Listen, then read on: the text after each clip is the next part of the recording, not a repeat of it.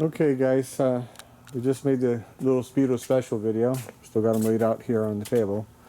And we're going to make a video discussing Harley Springers. Now I don't have all the Harley Springers, but I have some. So I'll discuss what I have. Now, this is a 38, original paint.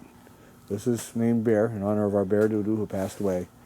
Now, there's an early and late 38 chassis, and I haven't been able to determine yet exactly roughly what motor numbers-ish the early and late started. But the early one is real evident if you got an early fork, because your Zert fittings here are not this Alamite style. They're the early style here, inside here. And these are actually machined, and you have to have a special tool to go back of the headlight, or take your headlight off, to grease inside there. And they have the same type of early fittings everywhere. Now, the frame is different on the late 38s and all that. We'll leave the frames for another video. We're discussing Springers. So for whatever reason, in 38, they decided it was a real brilliant idea to give an early and late, are both like this, has this beautiful curve, this sweeping rear section of the fork. Now, in 36 and 37, there are two forks, almost the same, at least on the rear leg. They're real skinny here. See how this curves? It's thicker here and then right here. Well, the 36 and 37 is the same thickness all the way up.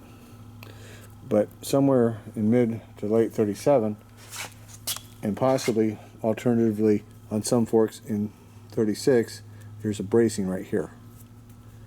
Right? But certainly by late 37 they had that. And what Harley was doing is, at this time, 36 and 37 were experimental bikes. So just because your bike got this doesn't mean the next bike got that. They were swapping things around and trying this and trying that to figure out what worked. The entire knucklehead line is an experiment. So there's a lot of changes on every year of this, that, whatever. So there's correct within a reasonable proximity to and of. So, and sometimes they used last year's stuff on next year's models, or sometimes you could ask for it. So there's a guy who said, well, I've got a curving fork with a 7/8 inch neck. I said, well, the problem is all you got is a fork. And you don't have it on an original paint bike. Well, the 38, as we know, was the last year I-beam Springer for the 45. Okay, problem is they had this beautiful fork like this on the Big Twins. And there's absolutely no reason in the world why somebody couldn't says, I'll take one of them 45s, but I want that swoopy front end. And they'd have done it. Yes, they would. Not a problem. Not a problem. They would have done it. Give me the money. We'll put it right on for you. So, which would have totally changed the whole angle of the fender. And they would have done that too. They're a factory. They can make whatever they need right there per order. And they did all kinds of cool shit. There's a 45WR that I just found out about that's got a dual tube right here. Boom. Frame custom made at the factory for the guy because that's what he wanted. So don't even go there. Don't even tell me. Don't even begin to open your mouth about, oh, the factory wouldn't have done that. Oh, bullshit. We know better. Anybody who actually knows better.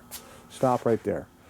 So that's our 36 and 37. Now everybody's all worried about what numbers they got on the front leg. Well, as a general rule, Harley didn't fucking care whether they put the numbers facing out or facing in. And all of my bikes, either I can't read it for the grease, or it's going inwards. So I couldn't tell you. So I certainly haven't had these bikes all apart. So that's going to require lots of photos, lots of pictures, and lots of notes, and lots more bikes than what I have to really figure out whether Palmer and the other guys who have wrote that stuff down, if they actually really wrote it down and it coincides with what they're saying. I couldn't tell you. So that's the 38. Now we're going to go, I don't have a 39. So the 39 did not have the swoopy fork. At least none that I've ever heard or seen. It, certainly not in the catalog. Like they actually built stuff to the catalog, but we've got a couple of 40s. Now this is greenie. The greenie caused a lot of controversy. So one of the things is, how come it's got these welds here? What's up with that? Well, See, the early forks here were sweated, right? And as we'll get to, we're going to show you our 42, and it's still sweated. The entire front end is sweated. Now, Greenie also does not have the castings here sticking out. I don't know if you can pick that up or not. Try to get in real close. See, there's no casting mark. Well, the only fork they made that I'm aware of, okay, with a swoopy front end, without the casting mark, was a factory replacement leg. In other words, when my leg broke and the dealer says, hey man, we need to replace this thing in a warranty, well, that's what you got. Now, to me, a factory era replacement, because the bike is a ridden machine, pal, is just as cool as the bike that came off the floor. It's a ridden bike. This ain't a restoration. Now, in my opinion, Greenie has evidence, which I've shown in other videos. We have scratches here. See? This bike had a sidecar on it. In this Speedo here, this worse replacement Speedo, 40 bit had a white face. This bike is a high mile, lovingly cared for, had a sidecar one time motorcycle. Well, a sidecar is a lot of weight. Imagine if the rear fork broke. Wow. And these Speedos broke so routinely by 49 or 50, I forget. We got a letter from Harley saying, don't even send them Stuart Warners back to us. Send them straight to Stuart Warner. We don't want to receive them anymore. There's too many breaking. Now, it didn't quite say those in those words, but that was the context of the letter. And they broke a lot. So, just because you got an original paint bike with 5,000 miles on it, the owner's always going to tell you it's got 5,000 miles. Doesn't mean the Speedo didn't break, got replaced, and he conveniently doesn't have the paperwork that was done. So, your miles on all your Speedos, absolutely irrelevant. That's the reality of it. We don't know, we think, we hope. As far as we know, that is, but we don't know. Nobody does. Nobody does. Period. Even if he got it from the original owner. He's always going to say, yeah, man, that's the original miles. Who wouldn't? And he may not even remember. He may not know the dealer replaced it when it was in there for service, because the thing broke right then and there. The dealer ain't going to tell him, here's your new Speedo. You guys going to leave, and oh, well, they don't even mention it. Doesn't even matter. So, in my opinion, this bike got traded in somewhere in the war period. Remember now, during the war, you couldn't get new stuff. Couldn't get it. Very, very limited civilian production. So most bikes, California still has a law in the books, a new vehicle up to 7,500 miles is still sold as a new vehicle as long as it's within 5 years old. They can sell it as a brand new vehicle, even if it's been titled and registered.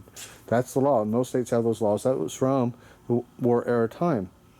So somewhere during the war, obviously not too late in the 46 years, somewhere in that period of time, Greenie got traded in, had a sidecar, probably lost the sidecar at that time, and did some repair. So that would explain the war era Speedo. That would explain the Harley replacement fork, and that would also explain the later horn. Now, to me, a replacement horn because it broke, whether it's an accessory horn like what's on Champ, or a Harley horn because the early 9-bolt horns broke, who fucking cares? It's a cool bike. This ain't a brand new motorcycle. I don't care. I want something as ridden back in the day, how it would have done. That's why on the 38 here, we're in the process of taking a lot of time and care to try to put it back as close as possible to how it would have been ridden pre-war. We'll never know because I don't have those photos. And even if I did, doesn't mean I have access to those parts. So I'm doing as best as I can to try and put it back to what it would have looked like pre-war and run like pre-war as a pre-war motorcycle. That's what we're doing. And the bike, I have some history on this bike here that just came to light. The bike, when Dennis Hayes found it, had a repainted set of tanks on it that it appears a dealer, he had repossessed the bike, repainted it immediately after the war to try and resell it. And it could have been immediately prior to the war, and then when the 74s came out, and he updated the bike, and then he couldn't sell it because everyone wanted the new 74-inch. So the tanks that came with it were a apparently dealer repaint, and I am still trying to figure out exactly what's up with my tanks. They're way too nice a condition for how the bike was kept. So we have some puzzlement. So if I find out more stuff, I'll update everybody. But at any rate, the bike is a super bitchin' bike. Whatever's up with the tanks, they're stupid nice. And if I find out more, hopefully we'll update on this bike and make a special video. Now, back to our forks. Now, we're going to, instead of going back and forth across the room, we're going to bounce over to 46 here. This is an original paint 46 front end, or at least to test it out with every test that I can currently give it. And it has the welding here.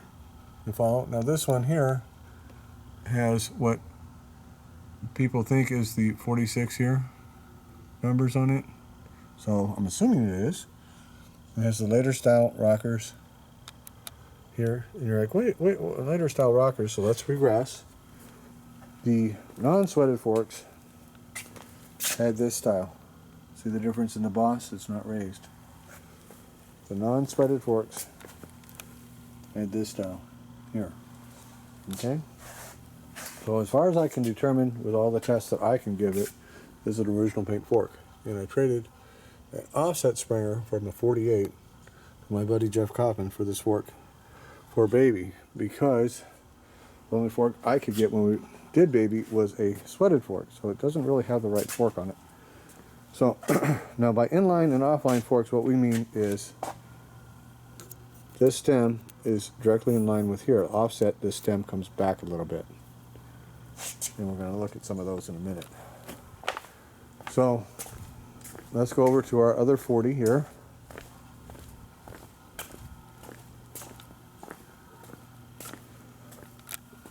Again, we have sweated, non-raised boss rockers. Okay. All your early forks are all in line here. They didn't come out with that offset Springer until the bull neck frame. And as I showed you on the invoices, the bull neck frame did not come out until the 1947 production year, and they were still making 46s due to wartime material shortages for a long time, released about 2,000 bikes worth of long time into the 1947 year. And the same thing happened with the 47s. They were making them for several months into the 48 year. Now we're going to take a look at Mr. Bill here. There's our fork here. Now this is a late 47, it's 10,294, and you can totally see the offset in the neck. Now the difference between, as far as I'm aware, the offset neck on, I say, a 46 or 7 and a 48 is simply being a 48, cock your front end like this, you got a little lock right here, and goes chink right into the neck. It's got a hole in the neck. So the inline Springers were still made all the way to 52 on the 45s. And I do not have any 45s here to show you. So, again, this is the fork I found for Baby. And it's a sweated fork here. We managed to get the later rockers. But this whole front end had been changed, we found out later, because the frame was bent, it had been in a wreck, and the guy was trying to get it to go straight. So, anyhow, so that's that there. So we picked up the right front fork, and everything's on hold with the way the situation is. Now, let's go take a look at some of our other bikes over here.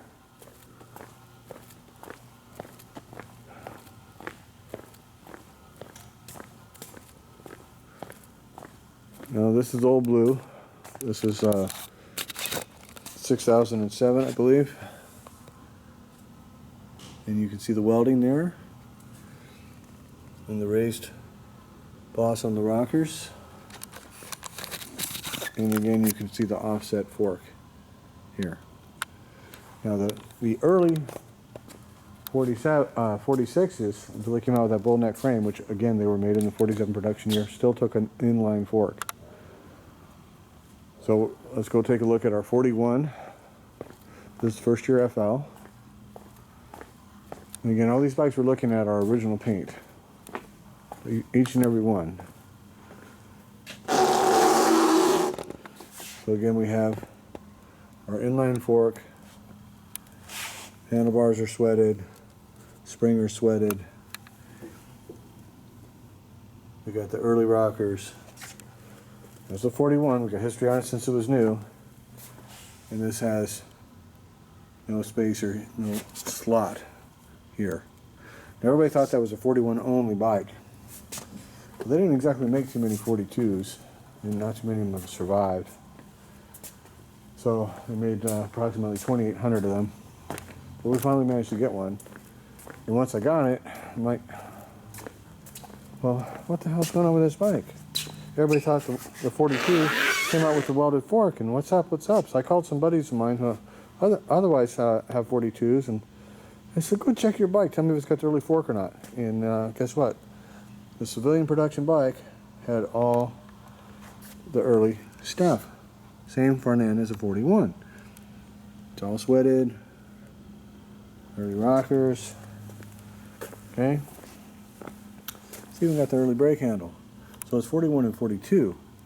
And we're like, whoa, what's up with the dash 42, etc., etc. Okay. Well, my 42, being a sidecar rig, busted the horn. But here's the reality of what they did. They used it up until they didn't have any more.